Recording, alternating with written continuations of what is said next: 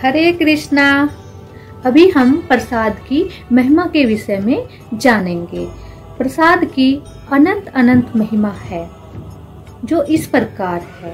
पहले इस भौतिक संसार में प्रसाद सुलभ नहीं था, अर्थात दुर्लभ था, जिसकी एक कथा पुराणों में भी प्रचलित है। एक बार नारद मुनि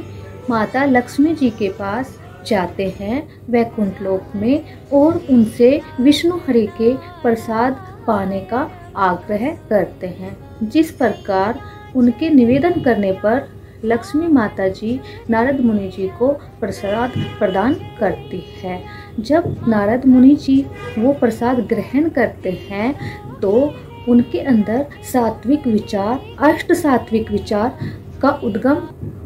होने लगता है और जिन विचारों के कारण उनके अंदर प्रेमा भक्ति तथा केवल्य भक्ति का उद्गम होता है तथा वह भगवान की भक्ति में तत्पर होकर शिव जी के पास जाते हैं, क्योंकि प्रसाद भगवान की साक्षात कृपा है, ऐसा बताया गया है। जब वो भोलेनाथ से मिलते हैं और प्रसाद के विषय में बताते हैं तो शिव शंकर जी का भी मन होता है विष्णु हरि के प्रसाद को ग्रहण करने का। इस प्रकार नारद मुनि भोलेनाथ से बोलते हैं कि मैंने तो सारा प्रसाद ग्रहण कर लिया है, मुझे क्षमा कीजिए प्रभु। लेकिन भोलेनाथ बोलते हैं कि कुछ तो होगा, लेकिन उनके पास नहीं होता है। तब भोलेनाथ देखते हैं कि नारद मुनि जी के नाखूनों में थोड़ा सा प्रसाद लगा हुआ है और वो नारद मुनि जी के हाथों से उसी को चाट लेते हैं और भगवान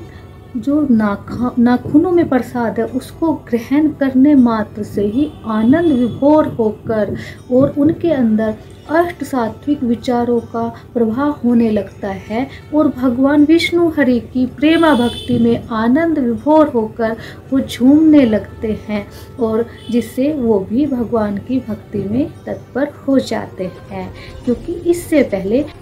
इस प्रकार जब पार्वती माता जी को इस विषय में संज्ञान होता है कि भोलेनाथ जी ने विष्णु हरि जी का प्रसाद अकेले ही ग्रहण कर लिया, तो वह लाखों वर्षों तक तपस्या करती है भगवान विष्णु के प्रसाद पाने के लिए, जिससे प्रसन्न होकर विष्णु भगवान प्रकट होते हैं और उनको वरदान देते हैं कि सतयुग में चारों पुरियों में जो जगन्नाथपुरी सबसे बड़ी होगी, वहाँ भक्त मुझे 56 प्रकार का प्रसाद ग्रहण कराएंगे और जहाँ तुम्हारा भी प्रकटीकरण होगा और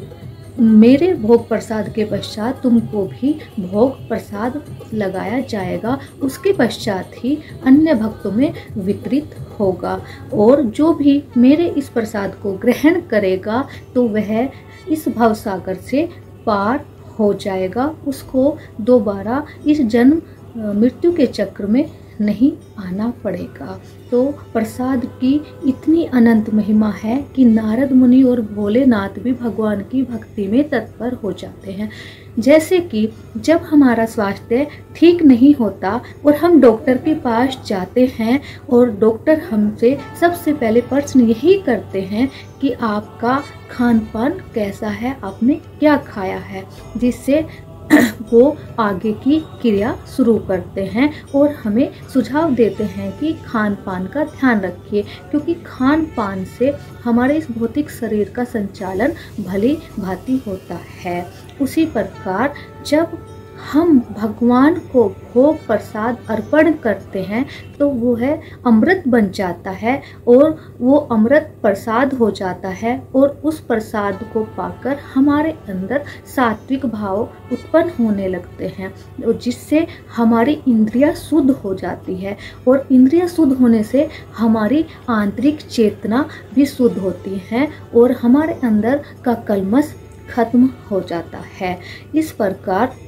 जब हम भगवान का प्रसाद उनको भोग लगाए बिना ग्रहण करते हैं तो वह पाप तुल्य है, क्योंकि कलयुग में अन्न में भांति भांति के पाप दोष हैं, जिसको ग्रहण करने से वह हमारे शरीर में प्रविष्ट हो जाते हैं। तो इसलिए हमें भगवान को भोग लगाकर ही प्रसाद ग्रहण करना चाहिए, क्योंकि जब हम भगवान को बिना प्याज लहसुन का सात्विक आहार अर्पण करेंगे और वो प्रसाद बन जाएगा और उस प्रसाद को हम ग्रहण करेंगे तो हमारा शुद्धिकरण हो जाएगा और जिससे हम भक्ति में प्रगति कर पाएंगे और भगवान के ओर समीप जा सकेंगे और जिससे हम भगवान श्री कृष्ण के शाश्वत धाम गोलोक धाम में नित्य सेवक के रूप में प्रविष्ट होकर उनके सेवक रूप में इस जन्म